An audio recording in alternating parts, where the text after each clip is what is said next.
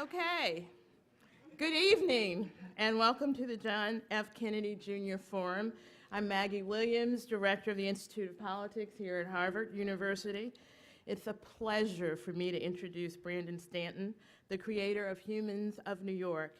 It's particularly special to me because before I came to Cambridge last fall, I spent nearly 15 years as a human of New York.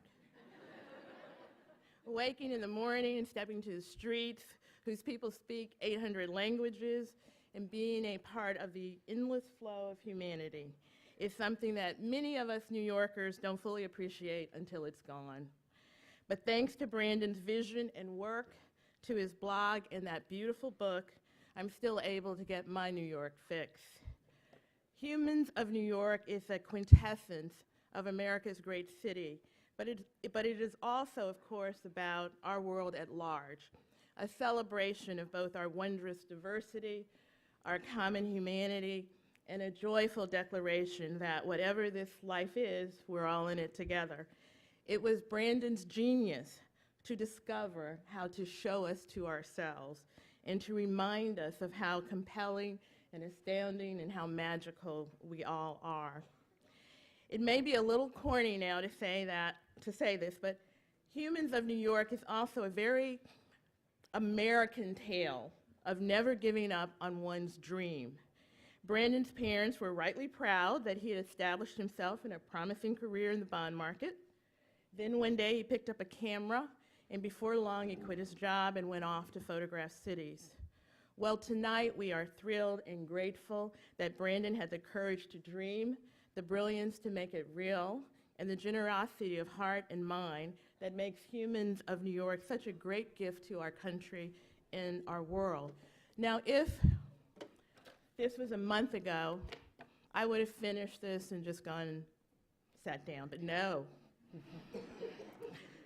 About 3 weeks ago, something pretty incredible started happening around the country and around the world.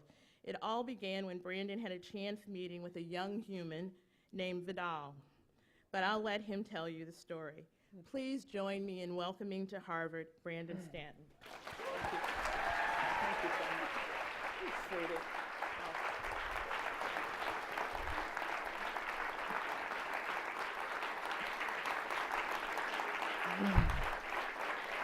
Thank you.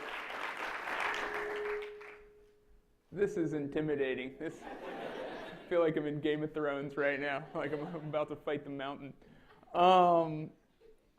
Thank you guys so much for having me.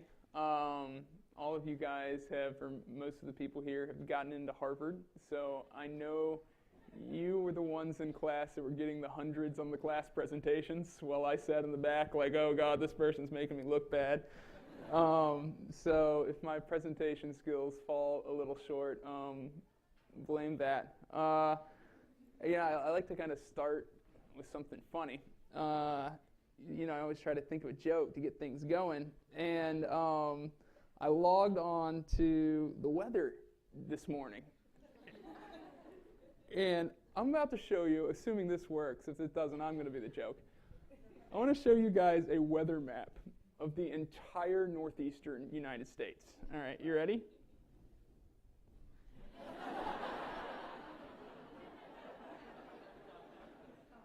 How hilarious is that? Let's zoom in on Boston here. Oh, wait, hold on. There we go.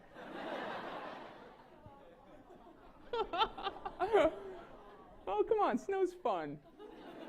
It really is. Oh, it's my favorite thing to photograph in, and like the more debilitating it is, the more fun it is, because it's just, no, I'm serious. It's just like it's the great equalizer. I mean, you've got the Goldman Sachs guy walking through the snow like this, you know. Oh man, so I love it. Here's my blog.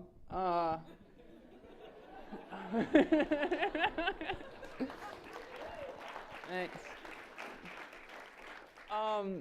So I kind of wanted to structure the speech today based on, kind of starting with some of the amazing things that Humans of New York has been able to accomplish in, these last few months that I think were kind of unique for something on social media. And then I'll kind of go back and tell the story of how it came to be where it is. And one of the highlights of my life recently was being able to go into the Oval Office and interview briefly along with this amazing educator and this amazing student from Brownsville, Brooklyn, and to be able to interview the President of the United States.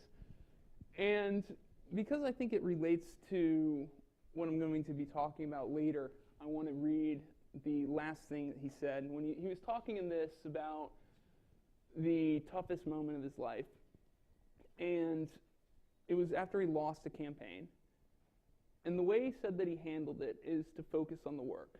He says, the way I got through that moment and any other time that I felt stuck is to remind myself that it's about the work.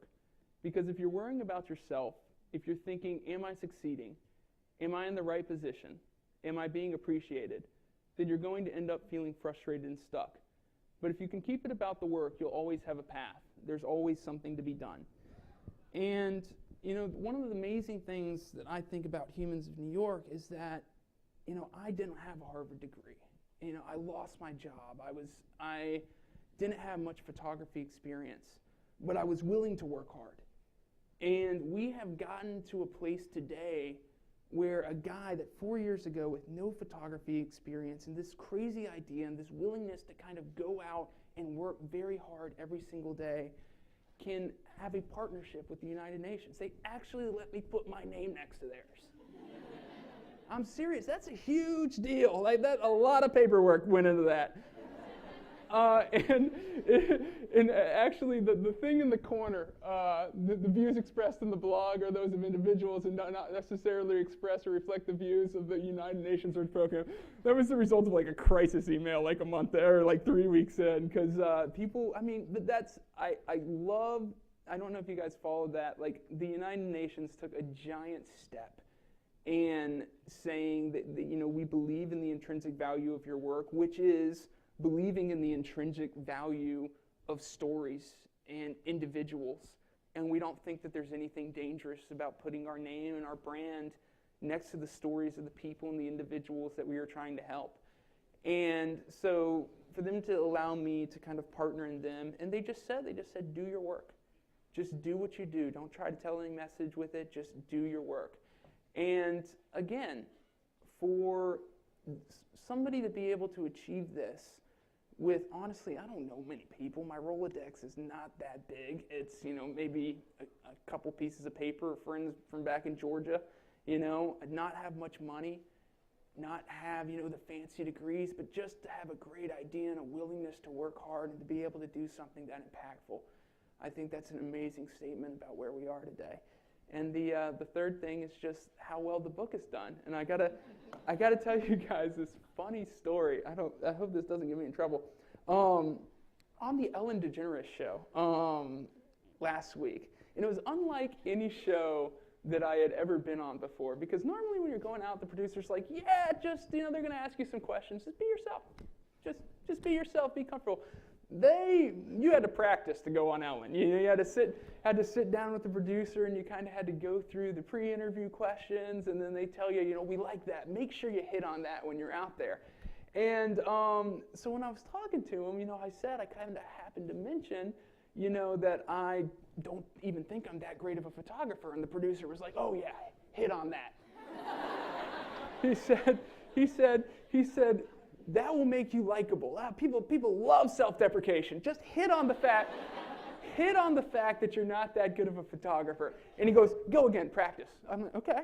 I go, well, you know, I really think it's amazing. You know, the book's been on the bestseller list for 30 weeks, and I'm not that good of a photographer. And he goes, whoa. He goes, don't say that part about the 30 weeks. That makes you look arrogant. He goes, just say you're a crappy photographer.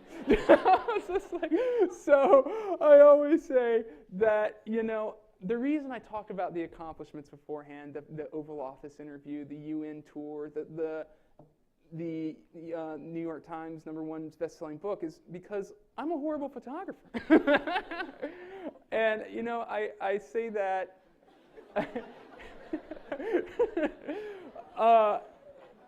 I say that with a smile on my face because I'm almost proud of it because it shows, what anyone's capable of doing.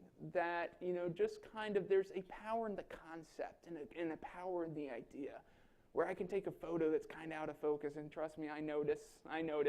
It's in the comment section like, ugh, and I'm like, I know.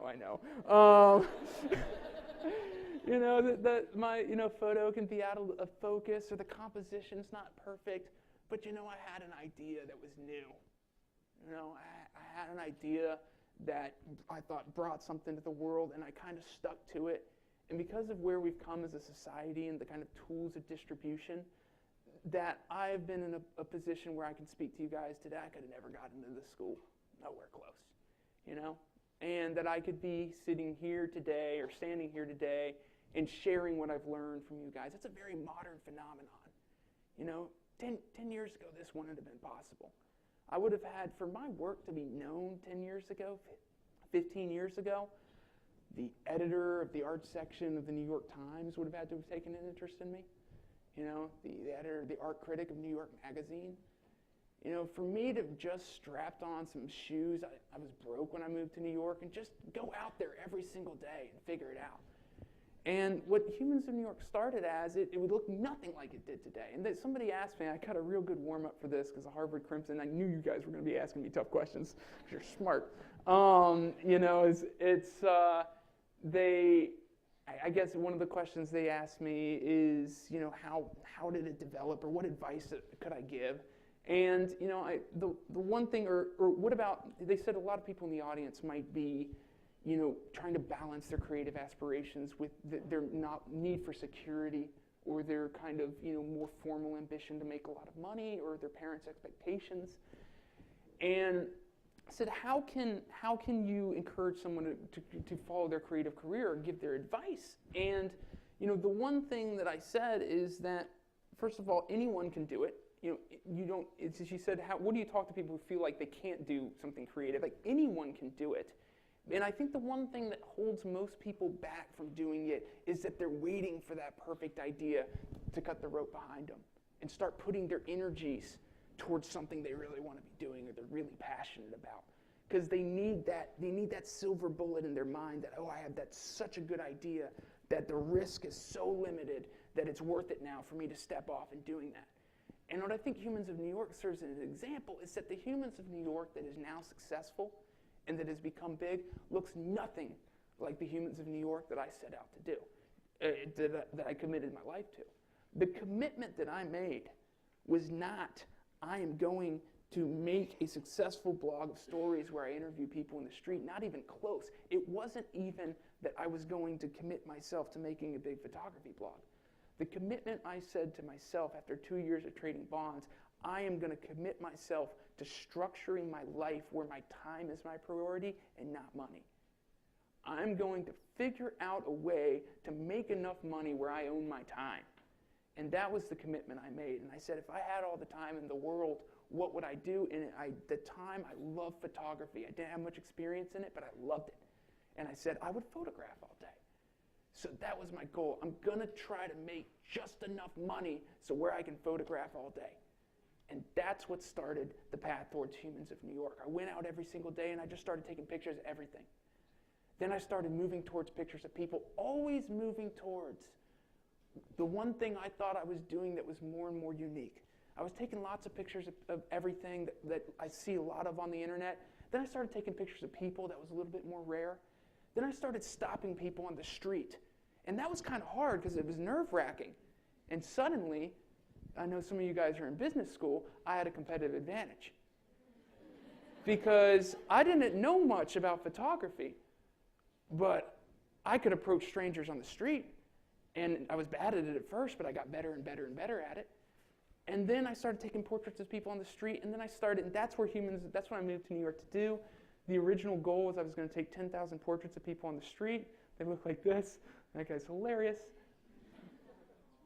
Yeah, I know you guys got a lot of questions, so I'm going to go through this kind of fast. And this is when it really changed. And again, I always say, don't wait for perfect. You can't wait till you have the perfect idea to follow your dreams. You've got to just trust in structuring your time in the way you want and flesh it out through evolutions. This was the evolution that really put Humans of New York on a sustainable basis.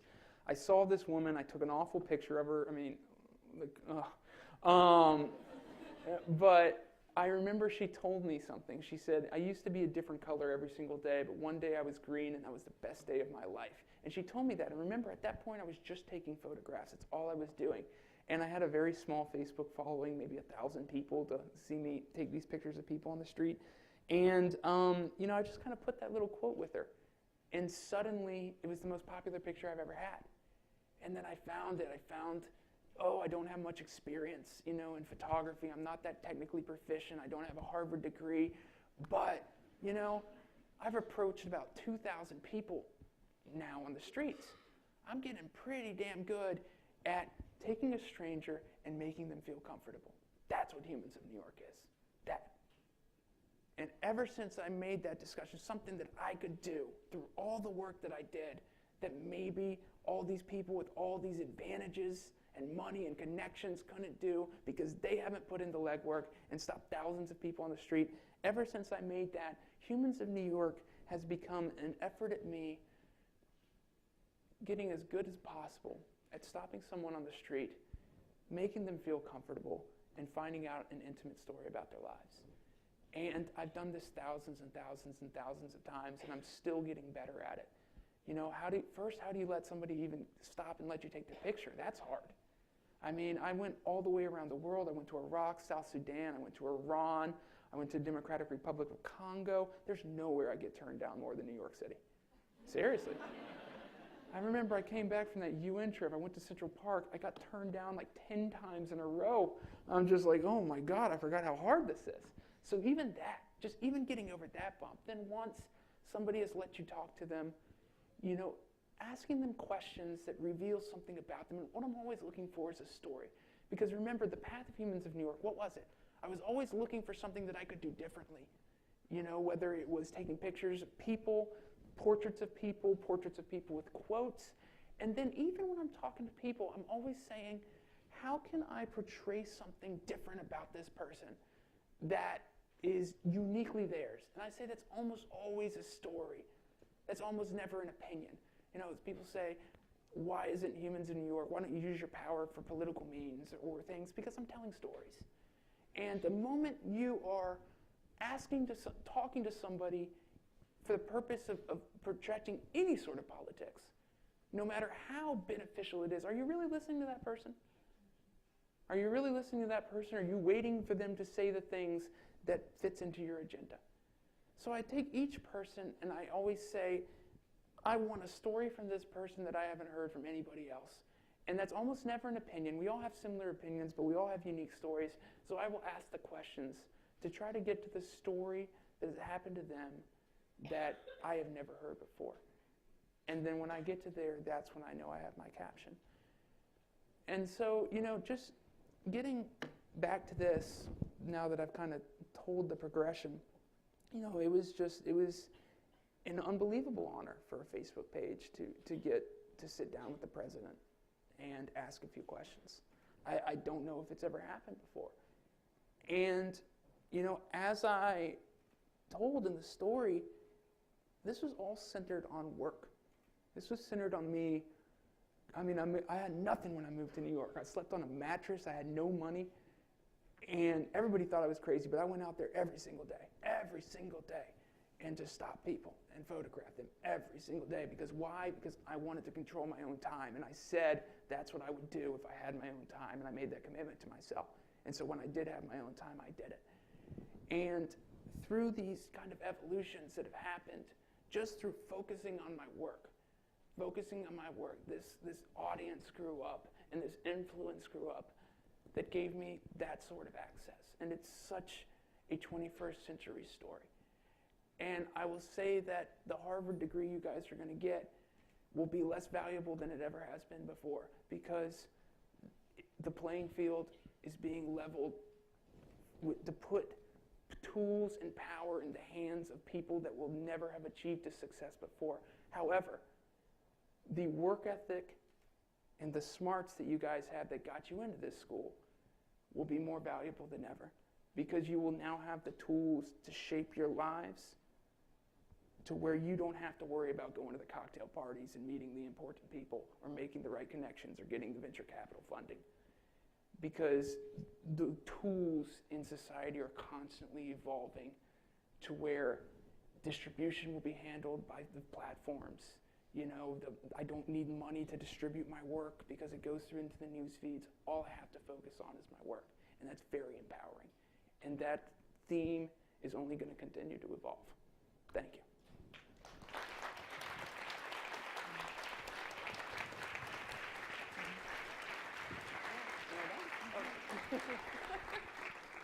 You don't get to sit down yet. Okay, you've been in the forum, you've heard these rules, but let me just repeat them for everyone who's new. All questioners must identify themselves. Not a long story, just your name. One brief question per person. No speeches. We have the speech maker here. Please end, I don't know why they always say this, please end your question with a question mark. That's so everyone knows it's a question. Okay, so there's a mic here, there's a mic up there, we can start now. Okay, you're first at bat. Thanks. Thank you, Brandon, for coming here. I'm Ignacio, I'm a freshman at the college. My question is, your blog has millions of followers, and the internet isn't always a very nice place. But no matter what, whenever I click on your pictures, there's comments with thousands of likes, and they're almost always positive. What do you think it is about your page and your pictures that brings out the best in people? That's also what you just described is something I'm extremely proud of, is that despite how big Humans of New York is, 12 million people, there's a culture there. And it's so hard to maintain a culture just ask a startup that goes from 10 people to 200 people. And so with that large of a segment of the population to be in one place and the comment sections to be overwhelmingly positive, like you described, is something that I'm extremely proud of. I would just say I have addressed in a couple direct posts, kind of commenting etiquette. But the bottom line is I just think that mean people get bored with Humans of New York and they don't participate. I'm not looking to judge people or, analyze people or I'm just letting people kind of speak their own words. And, I genuinely care about the people that I talk with. I'm very concerned with, how they view their experience. I think that just energy kind of infuses things, and it's kind of self-moderating. And just the bottom line is, I think people that are looking to make fun of people, or people who are looking to be judgmental or opinionated, they come, they don't find what they're looking for, and they move on. And what you're left with is a community of supportive people without which Humans of New York would not be possible. Mm-hmm. Nobody would let me agree to photograph them if that culture didn't exist. Because it would be an awful experience. It's something I'm proud of, and it's something that I hope to maintain. Okay. Lady right here.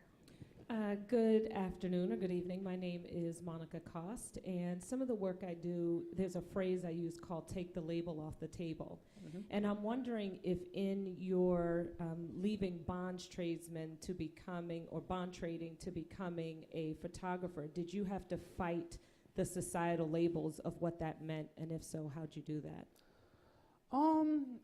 Honestly, I didn't notice it that much. I think bond trading was kind of an anomaly in my life anyway. I was a history major, and I kind of fell into that because my friend who was a finance major was working at a firm. I didn't know what I wanted to do at the time, and he got me an interview.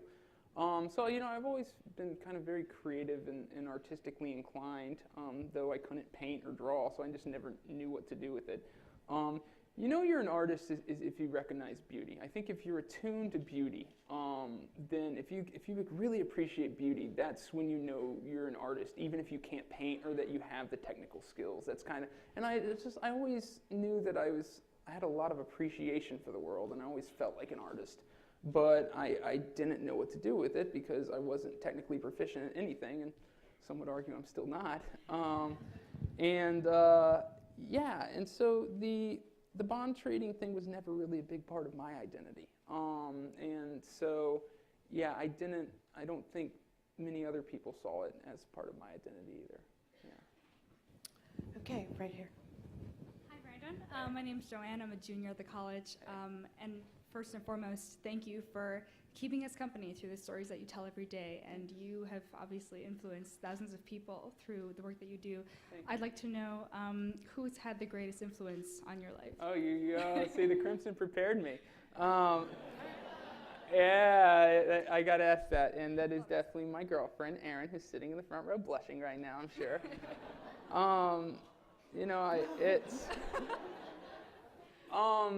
This Humans of New York was started from a good place. I genuinely like people, I genuinely care for people, and I genuinely like to talk to people. And when you get to a certain level, it's very easy for you to kind of take on the mindset and the ethos of people in power and people with money, whereas in everything kind of has a more, what are you getting out of it kind of, ethos. And just to, be able to come home every night and spend time with somebody who kind of reminds me of who I am is good. Yeah.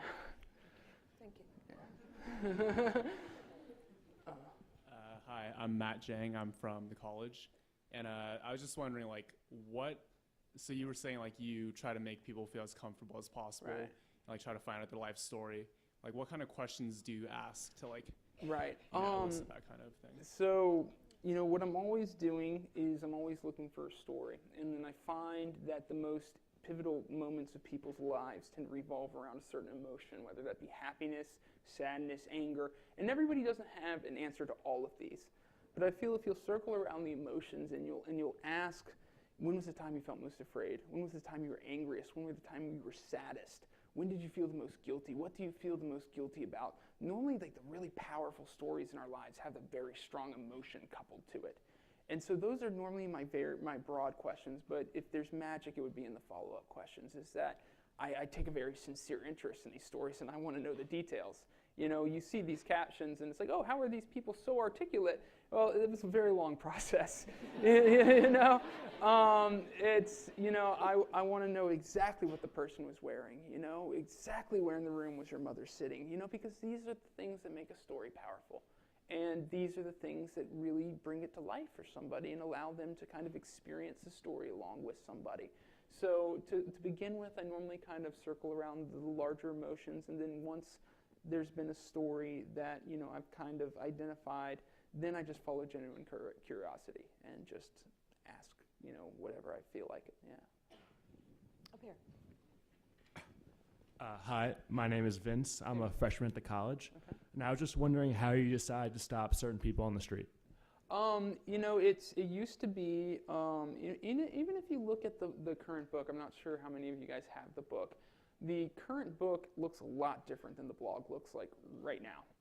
That's because Humans of New York was evolving so fast by the time that was going to be published that the blog had kind of changed out from under it. The book is very visual. It's very colorful. A lot of eccentric characters. There's some quotes. There's some commentary from me, which you never get anymore. And so at first it was visual cues. I was looking for people who looked interesting or looked different. And now it's people I can talk to. It's all about the interview process. So I'm looking for people that look like I can approach, which is why there's probably more cigarette smokers on the blog than there are in real life, just because I know if somebody's smoking a cigarette, they got a couple minutes. I almost always won't approach people in groups because I found this is a very interesting paradox that even if somebody knows that 12 million people are going to read the stories that night, if they're next to their friend, they'll clam up. Isn't that interesting? So I'm looking for just people who I can talk to that are alone and look like they have a few minutes right now. Yeah. Okay, right here. I'm John Clark Levin. I'm a second-year master's student here at the Kennedy School. I'm wondering, as Humans of New York has become such a cultural phenomenon and as you have become more recognizable personally, has that ever interfered with your ability to just work on the street without fanfare and also get authentic stories from people? Absolutely. You know, I was, no, that's another one that Crimson helped prepare me for, but I get asked that. That's a great question, and I get asked it a lot. And the amount of contrivance in the answers has increased with my ability to sniff them out. You know what I mean? I'm always looking for authenticity, and as the blog gets bigger and bigger, you know, people who know about the blog, you know, a lot of people have thought about what they would like to say, and they know that it's going to be seen by a lot of people. So I tell everybody, I go, if you know the blog, a lot of times people who know the blog are worried about saying the correct thing instead of the honest thing. All I can say is that my goal in all this is a moment of authenticity, and I am very, very quick to steer the interview away. I was telling them, like, when somebody's got something prepared, the shoulders go back. What's your greatest struggle right now? My greatest struggle is that humanity seems to be weighed down with a burden that I want to help. You know, it's just like, and it's like, well, okay, well, what'd you have for breakfast yesterday? You know what I mean? And I find that even, because I was worried about that, I was worried that, you know, with people who are really excited about being on the blog all the time, would I be able to get something authentic? And I've actually found that the answer is yes. You can move from that kind of excitement and that nervousness to a very quiet moment of reflection where everything's coming out is on the spot and very authentic, and it's very easy to identify. And if I don't get there, it doesn't go on the blog. Yeah. Thank you. Right here. I'm Sarah Milkovich. I'm a senior here at the college, and I know that all of us are so excited for the honor to welcome the scholars from the middle school in Brooklyn. And I was just wondering if there's a way that we as students can be a part of welcoming them and hosting them here. I'm sure there is. Yes. I don't know. I imagine that the probably the coordinating, just for it to be logical and practical, will start somewhere with an administrator or something. Miss Lopez and I, especially, I mean, Miss Lopez is running a school at all times. So yeah, and by the time when I finish this, my to-do list had stacked up so high with Humans of New York that we're both trying to kind of get back into the mode of being able to handle our daily tasks. Then we'll sit down. Erin and I are going to come back with the group, and we're very excited about it. Only thing I know about it, she says she wants to come in the middle of the week. She says she wants to take over the campus in the middle of the week. So you guys will probably see us walking around. Yeah, yeah. So I don't know. I would just say if there is something that we figure out, that maybe I can announce it on the blog later. Yeah. Okay, Thank you. Up here. Hi, Brandon. My name is Tasneem. I'm a sophomore in the college, and I wanted to know what happens after you take the photograph. How do you respond when somebody tells you a story that's so personal?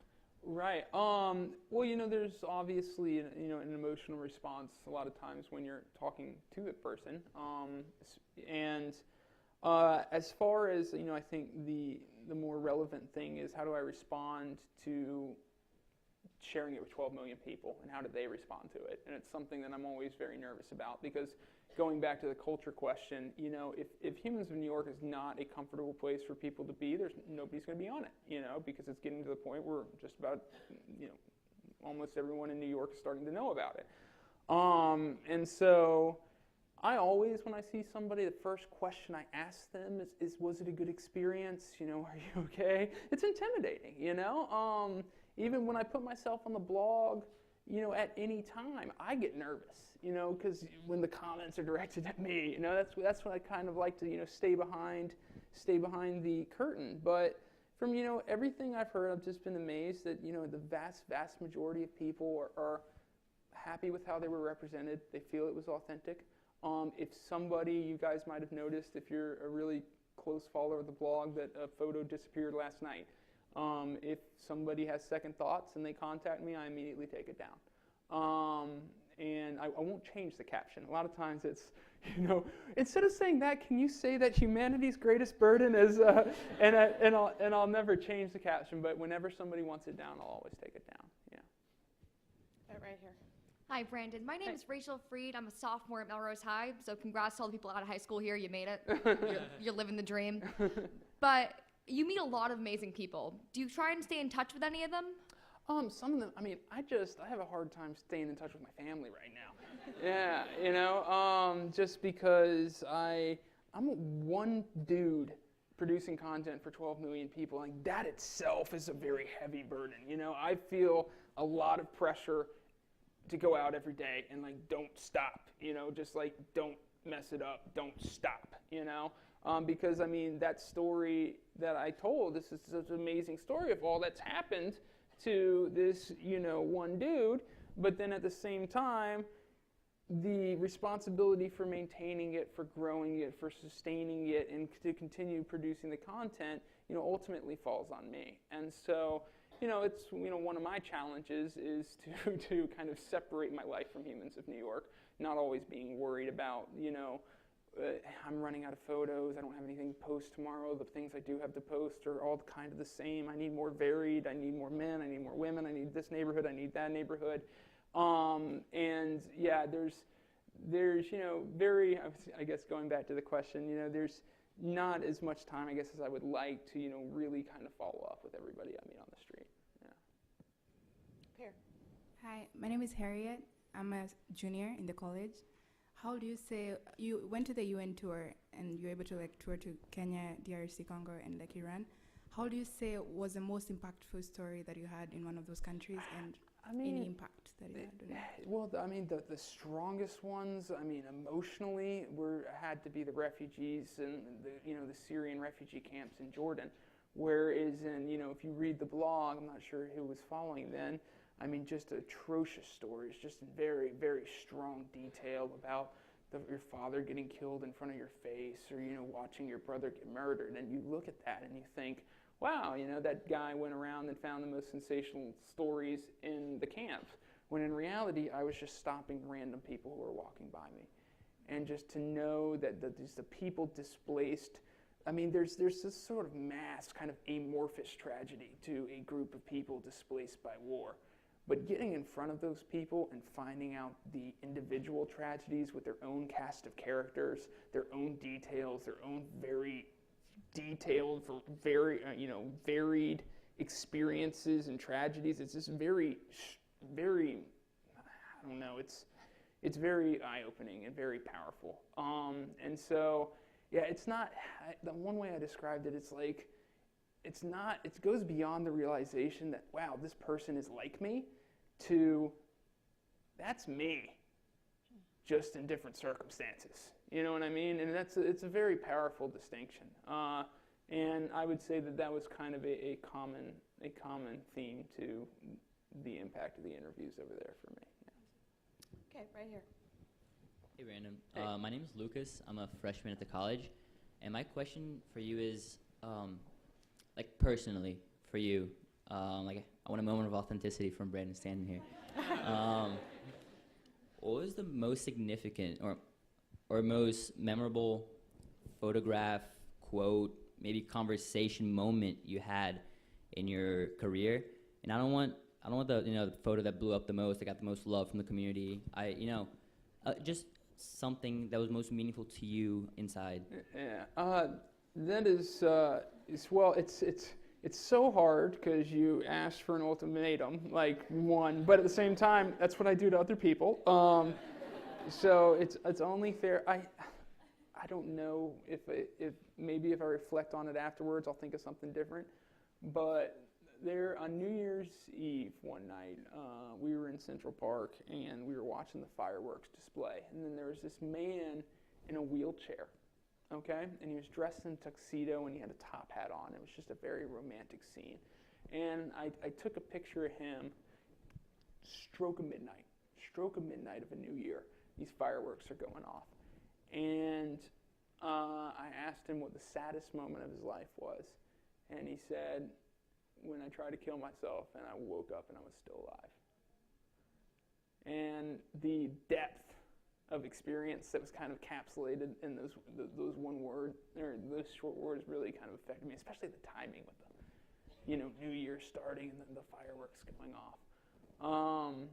But yeah, I guess he had tried to, jump in front of a train, and he woke up and was paralyzed instead, and that was a very powerful, interview. Hi, my name is Amy Tan, and I'm a freshman at the college. And you've heard a lot of really tragic stories and also really happy stories. What have been some of your most impactful lessons you've learned or epiphanies you've experienced? That's hard to nail down again, while again acknowledging that I ask people to nail this stuff down all the time.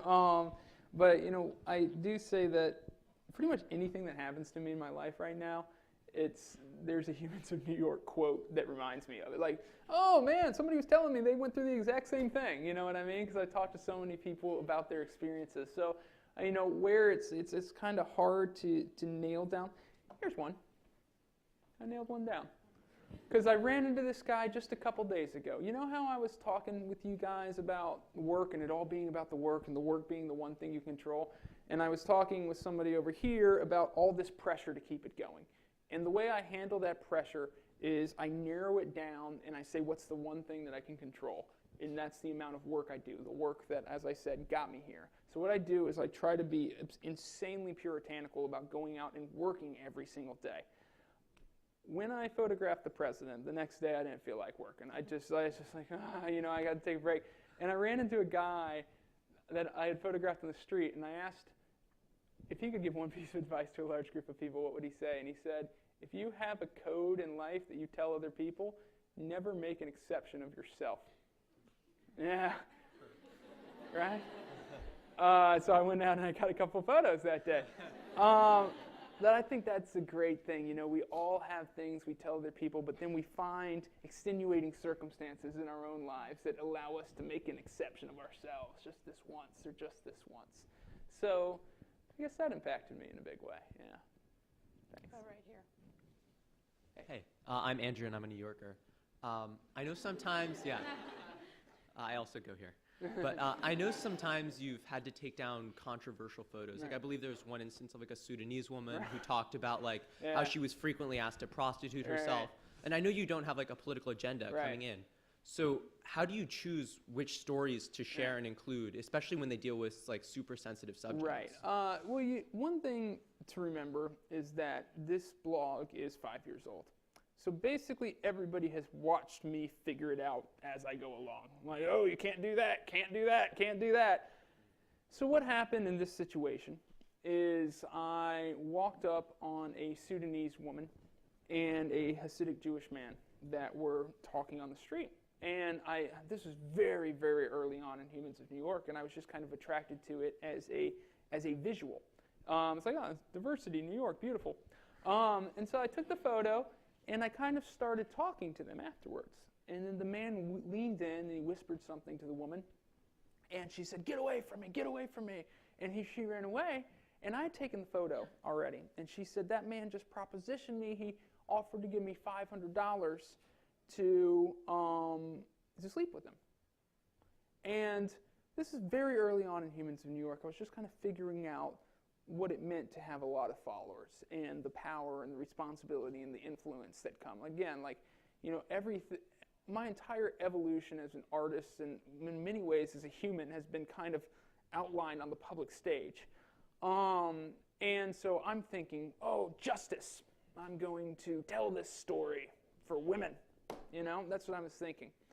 And so I told that story, not really knowing any more than that little glimpse that I got. And it was an absolute lynch mob. Let's find this guy. The comment section was like so aggressive. I got an email saying that night that the man had been shamed from his community and that his son had tried to kill himself. And I wasn't going to take it down. And then I was like, okay, this is not my job. This is not my job to be the judge and the jury of other people.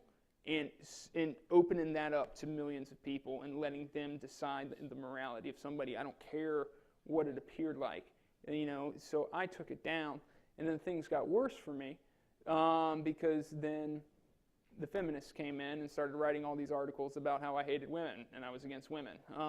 So it was a lesson learned, and it was a very tough position that I was in, and this is like the first time, I think I've kind of given the full backstory of it. But yeah, from that moment, I realized that with the power that I had and the amount of people who had following me, I could not try somebody on my blog. I could not accuse somebody of a crime without knowing all the facts and then just throw it to 12 million people, because that's a very dangerous thing to do. And that was the instance that brought that into focus for me. Thank you. Hi, my name's Nick. I'm a freshman at the college. Something I read a lot about being an aspiring writer, an aspiring journalist, is about developing a strong voice, and that's important if you want to get your work out there. And yet, something unique about Humans of New York, like you mentioned, is that you don't add your own commentary, that you don't have your own voice. So do you think that Humans of New York is kind of an anomaly among that phenomenon, or do you think that kind of it's important to let the voice of the people you interview through, or why do you think that that Humans of New York differs from other content in that way? I mean, yeah, it's hard. It's a great question, which is why it's kind of hard for me to think the answer. Like you said, I do try to have a voice when I'm talking to my audience, and I think a large part of the community and the success of the blog, I think are the times we raise money, when I do put myself in front of the audience and kind of explain things, and sometimes I'll write comments. So I do like to think I do have a voice, and with that, the one thing I've learned is that you just can't, your voice is, you've got to just talk to 12 million people like you'd be talking to your best friend sitting on the couch if you want to be authentic. You can't, there's so many people on the internet trying to sound like this guy or sound like that guy or doing that guy, and it's just very transparent. So as far as a voice, no matter what you're working with, you've just got to talk like you would talk to your best friend, and don't try to talk like Nicholas Kristof or some other Bob Woodward or some other journalist that has made it in the past. But yes, my personal goal has been to get out of it as much as possible. In fact, one of the things that make me cringe when I look at early Humans of New York is anytime I put my own voice into it. I just don't like it. I think that was an early stage of my evolution, and that Humans of New York has improved the more I've taken myself out of it. So yes, in my specific case, if I can put up a post without anything I said in quotes at all, then that's the ideal post for me. Yeah. Here. Hey there. My name's Chip, and I'm a sophomore here. And I'm from Portland, Maine, but I want to live and work in New York someday. Anyways, so I took this urban sociology class last semester, and also what I saw in that class, you see in the media every day. It's like when you look at cities like New York, you see a lot of poverty, like racism, and like I feel like that's what's like highlighted. But I was wondering, like from your standpoint as like pretty much a New Yorker, what do you think are some like the benefits that cities like New York have to offer? I always say that the one thing that I noticed, I grew up in Georgia, lived in Chicago. One thing that was very tangible when I walked into New York was that there was kind of a reverse of the normal cultural pressure that exists in a place, where most of the time the culture is to not stand out. Don't be noticed, be like everybody else, or be a better version of everybody else. Where in cities in general, and New York in particular, the pressure was to stand out. Like the culture, like, what are you doing differently? And that was one of the kind of the very first things that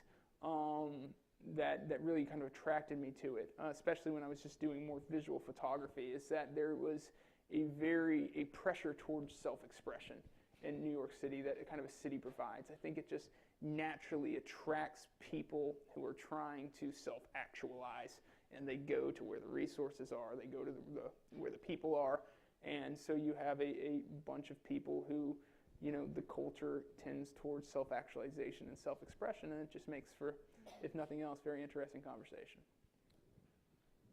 There. Hi, my name's Danielle, and I'm a freshman at the college. And the thing that continues to blow my mind about Humans of New York is the reach that it has. You have 12 million plus people who love and follow and feel deeply connected with your blog. And that's a lot of influence to have. How do you manage deciding when and how and where to use that influence and what causes to get behind? And do you worry about using it too often or too little? No, absolutely I do. I do view it as something that, the more you use it, the less power it has. And so obviously I get so many emails about wonderful causes, about people who need money. If you'll look at the fundraising that we have done on Humans of New York, it has all occurred very organically, just by people I happen to meet on the street telling the stories to the blog. And so every fundraiser we do is also a story that we're telling that started on the blog and ends on the blog. And so therefore, I am not going outside of the sphere of influence that people have given me, which is to tell stories, and that is where I'm most effective. And so that is the standard that I use. Okay. Here. Hi, Brandon. My name is Mandy. I'm from New York. And one thing I want to commend you on, I've been following you since my freshman year, and I'm a senior now, is your ability to really get people to be comfortable enough to share their secrets and release their secrets to you. And I wanted to know how you go about doing that. I think that's really impressive. And a quick, important follow-up, are you looking for an apprentice? Because I would love to shadow you.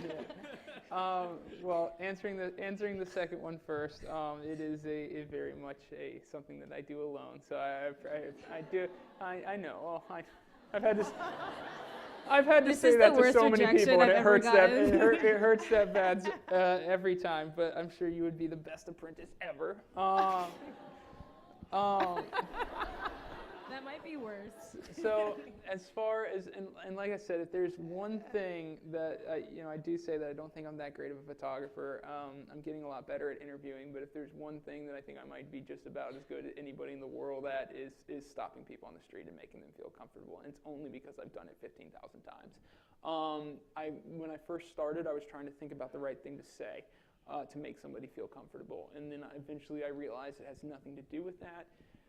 Has everything to do with the energy that you're giving off. And if you're giving off a nervous energy or an anxious energy, you're going to make that person nervous, understandably. And so that's why it's so hard, because the only way to not get nervous at something is to do it when you're nervous a bunch of times. So, I got rejected so many times, and eventually I just kind of got calm. And people had said no to me so many times, I just didn't even really care if they said no anymore. And so I walk up, when somebody walks up to you with some sort of expectation on the end, like a credit card, you can sense that, Like, no matter how nice they are, like, hi, how are you? What are you doing? Nice camera. You know what I mean? Like, you can tell if they're going to ask you for something at the end. There's that very infinitesimal energy coming off of a need or a want.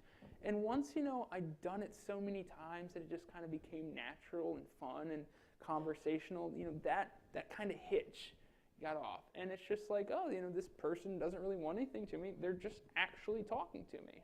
So what I do is I just say, do you mind if I take your photograph? And if they start, making a face, I pull out the blog and I explain it to them. And then it's just being yourself. And it takes a lot of practice to be yourself. On stage, on camera, in front of a stranger. It's just like the practice is getting that self-consciousness and that nervousness away so that you can be yourself. And that took a lot of practice. Yeah. Thanks. Yeah, thank you. Hi. My name's Neil. I'm a student at the law school, human from New York. My friend wanted me to ask you tips for bond trading, but I don't think anyone wants to hear that. And I'm probably not the right guy to ask either. I'll get him fired. So you talked quite a bit about how you've just continued to evolve and how you've taken on all these different projects like what ended last week with fundraising. Right. And you've also mentioned about how you don't want to have an agenda and how you really want to separate that and just listen. And so I don't know, I'm curious because there comes a point where listening and having people see each other as humans is the agenda, and so much of what's happening in New York now, say for example with the police and all the debates around police-community relations, does that make you want to find a police officer and tell his story, or find somebody who's dealing with that in your neighborhood and tell that story, because that's very much part of Yeah, what we I need. mean, there is no matter how much of it, I try to just be completely blind to all that. There is a certain joy I get when a tattooed gang member tells me a story about his mom, or a policeman in a city where there's a lot of police brutality, tells me about his own fears or his own guilt, and suddenly it's not us versus them. It's just, again, me in different circumstances. There is a power to that. So yeah, it's something that philosophically I try to just completely not look for any particular thing, but just as a human, I do think I kind of draw value from not just police, but just any person with whom their station in life creates a bias against them. I enjoy showing the side of them that is not their station in life, if that makes sense. Thank you. Right here. My name is Sarah. I'm a freshman at the college. I have a bit of a personal question. What's your deepest regret in life? I mean, if applicable, of course. Yeah. Maybe that Sudanese post that we were talking about. I mean, Personally, from, I guess not meeting other people, but just like a personal, Yeah, well, it's just so, I'm so happy right now. Things are going so good. And so it's so hard to, what would I say? I would have started Humans in New York a few years earlier and not gone into finance, but then that one's, I know I hate it when people wiggle out, but I'm gonna have to wiggle out of that one. It's so hard to say just because everything led here. Or your happiest moment? Oh, when the book became a #1 New York Times bestseller. And I know it sounds, and here's why. It's deeper than just the kind of the trophy of it. There was a lot of loneliness and pain when I started Humans of New York, where I had no photography experience. So everyone whose opinion I cared about, just thought I was being completely irrational and stupid and really avoiding employment. Oh, Brandon's moved to New York. He is living off unemployment, like $600 a month or something like that, and he's stopping people on the street. He's just become a complete bum. He doesn't want to work. Seriously, that's what I was getting. And so, I was very uncomfortable. I was skipping meals because I didn't have enough money. And there's a lot of pent up, emotion and kind of need for validation, I guess, that we all feel from that time. That when I got that call from my agent and who unexpectedly told me that the book was at the top of the list, it just kind of all came out. I just sat down and cried for 2 hours. Yeah. So that's a pretty easy answer for me. Yeah. Thank you. Next question. Hi, Brandon. My name is Joe. I'm a sophomore at the college. And my question has to do with a comment you made earlier about how much your blog has evolved within the past few years. Do you think that Humans in New York will make any more, structural or evolutionary changes in the near future? Yes. I mean, hopefully always, or it will die. The two obvious ones are kind of wider and deeper. I think the deeper, I think what Humans of New York is in the photography. It's in the bubble. It's in the bubble on the street, the interview, the making someone feel comfortable. That's the interesting thing, which is why Humans of New York is growing so fast. It gives intimate stories of strangers. So any medium, whether it be video, writing, anything, where that bubble travels, I think Humans of New York goes. So there's a lot of, possibilities for evolution along those lines. Two most obvious ones are wider, travel more. And then, one that really brought into focus, by these last few weeks is the sticking with the story. Still using that format by telling the stories of individuals, but, having them linked together. I'm very proud of the story of Model Bridges Academy. I think it was very valuable, and it really made me feel good about my work. And so it kind of, it kind of opened up some more thoughts about, maybe the next step isn't necessarily to go wider and travel more, but maybe it's to go deeper and stay in New York and just kind of go further into the community. Question right here. Hi, I'm Koji. I'm also a New Yorker. I've worked in Brownsville and Harlem, and I've seen over time an increased focus on getting into school and getting into elite colleges.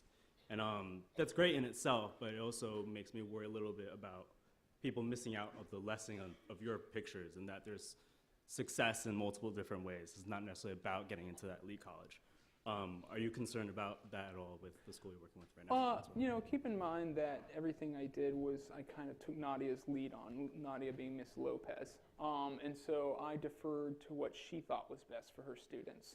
And she didn't think that their main problem was thinking that they couldn't find anything to do. It was thinking that the upper echelons of success were close to them and weren't even options that were worth striving for.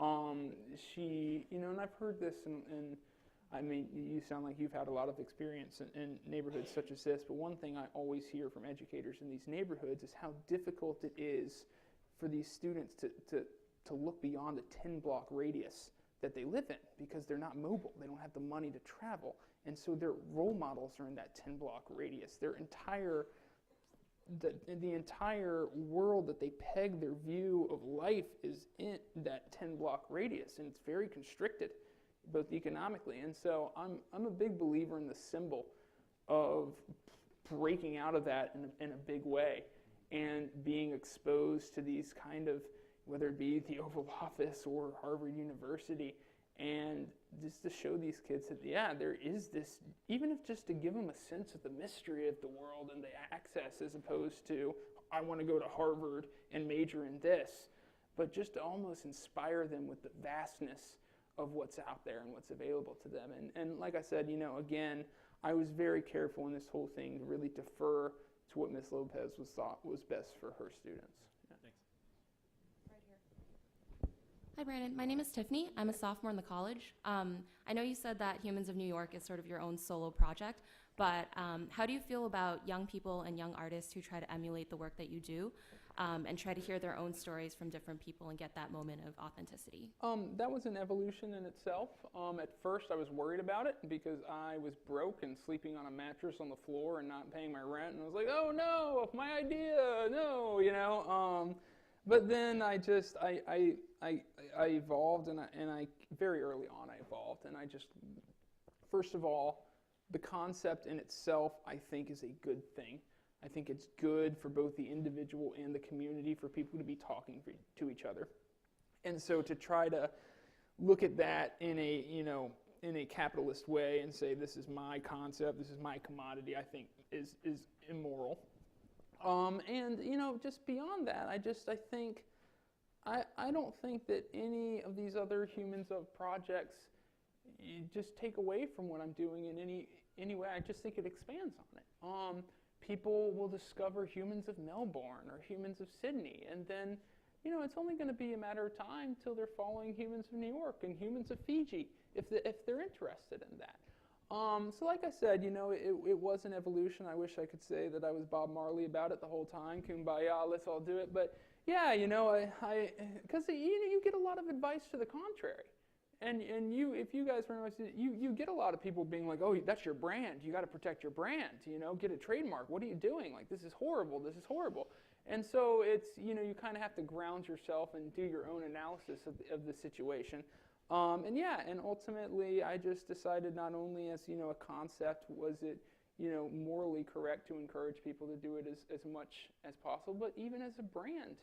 I think it only helps in the discovery process of people discovering my work. Yeah.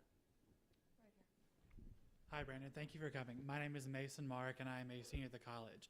My question is, sort of bringing it full circle now, what was going through your mind the first time you specifically took a photo of someone for your Humans of New York blog?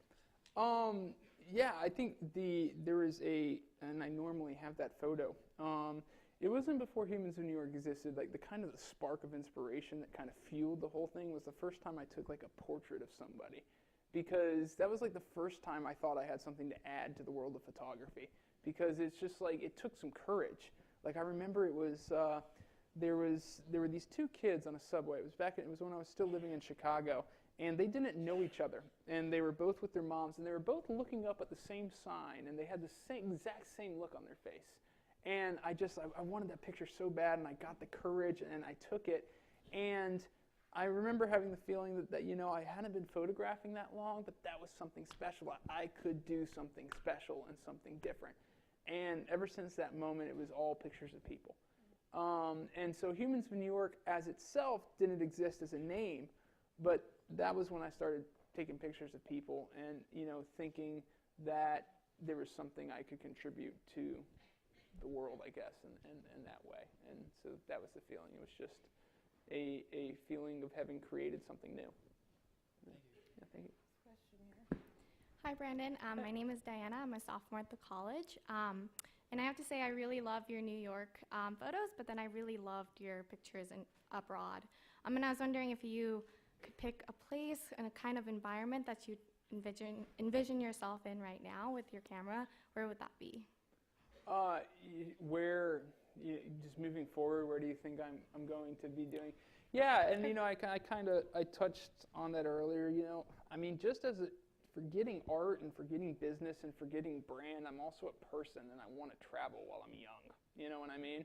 And so that desire might infuse the future, of where it goes beyond how many books I'm going to sell or how many people are following the blog because of New York and how many people are following the blog because of humans. I don't know, but there is a group of each side. It's a lot of the decisions moving forward are going to be, based on, not only what do I want to do with Humans of New York, but what do I want to be doing in this time of my life. And so I'm leaning towards doing a lot more travel. Yeah. Okay, Brent, this is the last question. Okay. Hi, my name is Becca. I'm a sophomore at Tufts University. So when you went on your world tour, for a lot of your followers, your photos were sort of their main point of entry into those other cultures and other worlds. So how did you make sure that the people and the countries that you were representing were being represented in a fair way? I didn't, and I was very upfront about that, because it's impossible. I'm one guy, and so instead of, I did my best. I tried to go to some rural areas, some, city areas, but at the same time, I was very upfront. I'm spending 4 days in each one of these countries. I actually wrote this, this is not a guy going to different countries and depicting them. This is a guy traveling around the world having conversations with strangers, and so I was very careful to frame the expectations, because I knew what you said would be impossible. It would be impossible to portray a country accurately or fairly, and it's impossible for anyone to do that. One of the questions the Crimson asked me, which was a great question, was, do you not worry about creating caricatures out of these people that you photograph, just by featuring a little bit of them? And I say yes, but I'm a huge fan of biographies. And I'm telling, those are 1,000 pages each. And those might almost do more to misrepresent the man, because there's the expectation that the man or the woman is encapsulated in that book. Whereas I am just looking for a glimpse into a stranger's life. And I feel that I'm very upfront that that's all it is a glimpse. Great. Thank you so much for being with us. Thank you.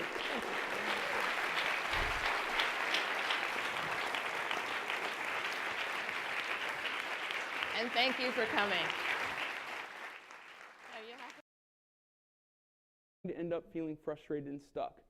But if you can keep it about the work, you'll always have a path. There's always something to be done.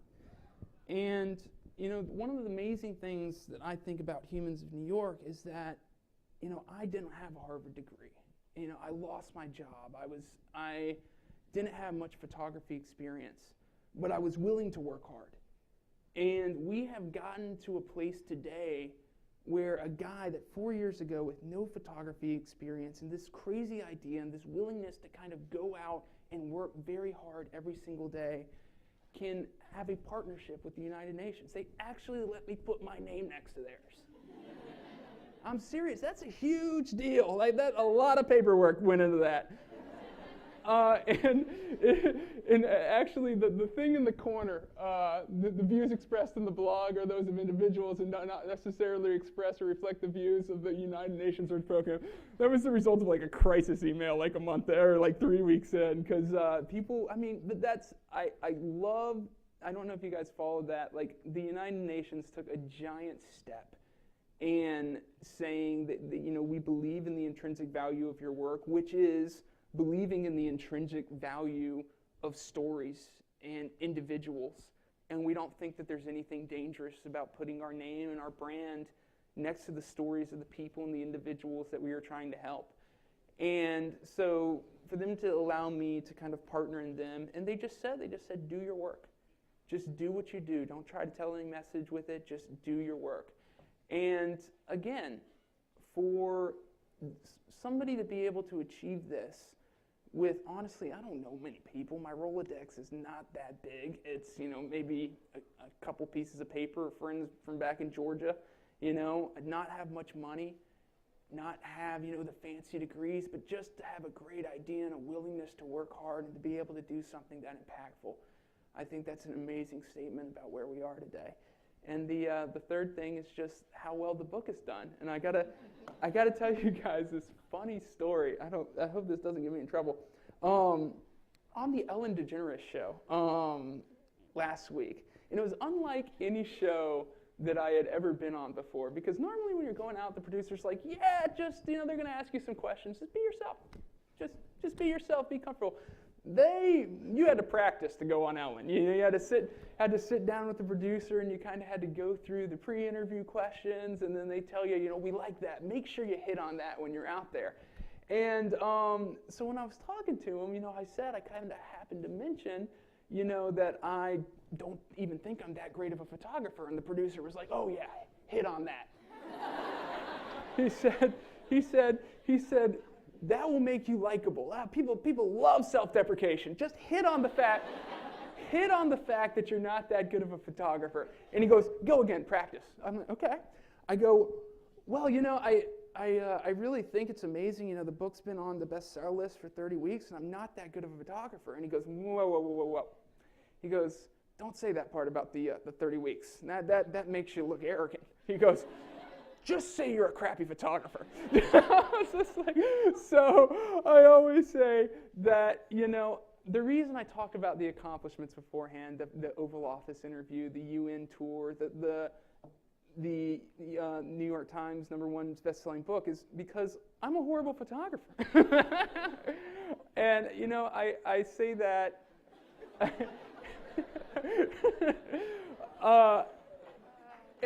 I say that with a smile on my face because I'm almost proud of it, because it shows, what anyone's capable of doing. That, just kind of there's a power.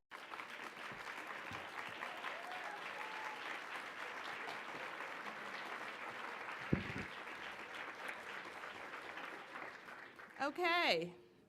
Good evening, and welcome to the John F. Kennedy Jr. Forum. I'm Maggie Williams, Director of the Institute of Politics here at Harvard University. It's a pleasure for me to introduce Brandon Stanton, the creator of Humans of New York.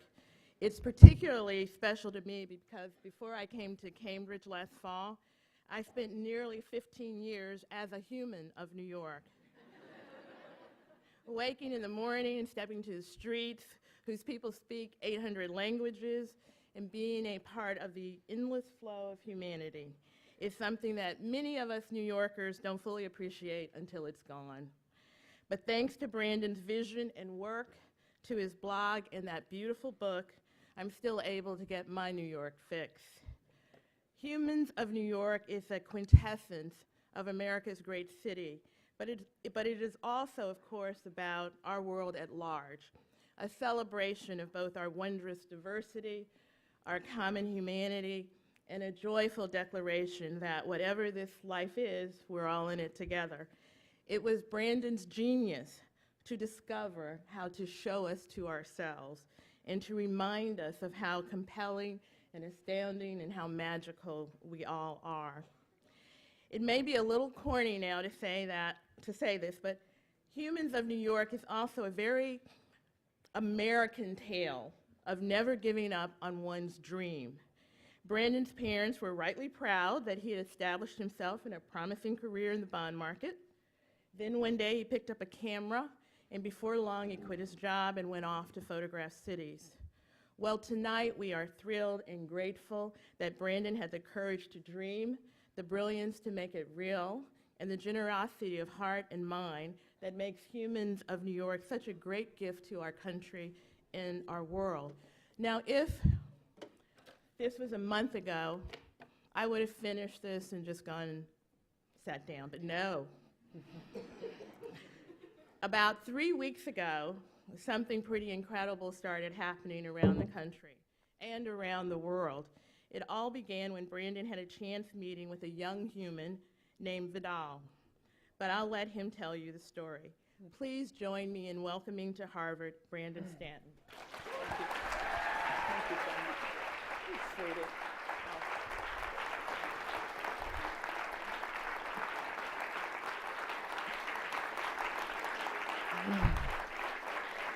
Thank you. This is intimidating. I feel like I'm in Game of Thrones right now, like I'm about to fight the mountain.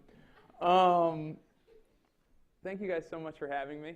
All of you guys have, or most of the people here, have gotten into Harvard, so I know you were the ones in class that were getting the hundreds on the class presentations while I sat in the back like, oh God, this person's making me look bad. So if my presentation skills fall a little short, blame that. Yeah, I like to kind of start with something funny. You know, I always try to think of a joke to get things going. And I logged on to the weather this morning. And I'm about to show you, assuming this works. If it doesn't, I'm going to be the joke. I want to show you guys a weather map of the entire northeastern United States. All right, you ready?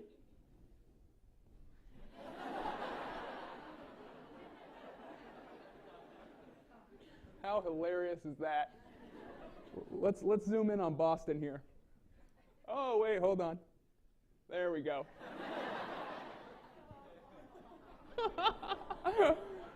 Oh, come on, snow's fun. It really is. Oh, it's my favorite thing to photograph in, and like the more debilitating it is, the more fun it is, because it's just, no, I'm serious. It's just like it's the great equalizer. I mean, you've got the Goldman Sachs guy walking through the snow like this, you know. Oh man, so I love it. Here's my blog.